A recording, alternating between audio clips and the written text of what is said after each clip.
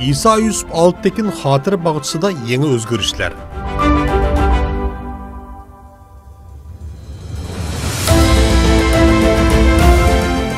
3. ayının 17. günü düştün keyin İstanbul'un Sultan Ahmet Camisi ve Rim İmperiyası vaqtidagi tarihi at meydanının yeniga joylashgan İsa Yusuf Alptekin xotira bağçısı ichidagi restoran ve kafeler örüp taşlandı.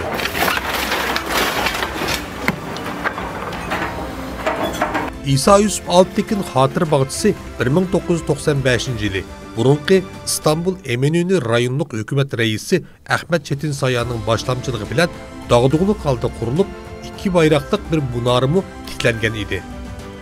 17 Mart düştün keyin İstanbul şəhərlik hökumətinin binakarlıq ve amanlıq saqlaş xadimləri dozer maşinelerini elip gelip İsa Yusuf Alptekin xotira munarısının arka tərəfiga joylashgan restoran, kafeler ve yan tarafındaki simovul karakterlik yağaçtan yasalgan ve küçük tipteki Türkistan öylerini örüp taşındı.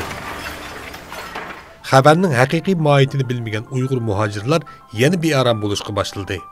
İgellişimizce İstanbul şəhərlik hökumətinin bu qıtımqı öy imaret örüş hareketi İsa Yusuf Alptekin veya Uygurlarga karşı qəsdən işlengen bir səvəllik olmasın, belki İstanbul'un bolupmu tarihi makallarının muhitini asıraş, kanunsuz zemin igelleveliş ve pursatçılık kılmışlarına karşı elip berivatkan normal çare tedbir hizmetleri iken. Naq meydanı berip algan video görünüşlerimizden İsa Yusuf Alptekin xotira munarısı bilen üstüdeki ay yıldızlık bayraklarının hazırgacha öz o'rnida mahkam turganligi aniq görünüp durmakta.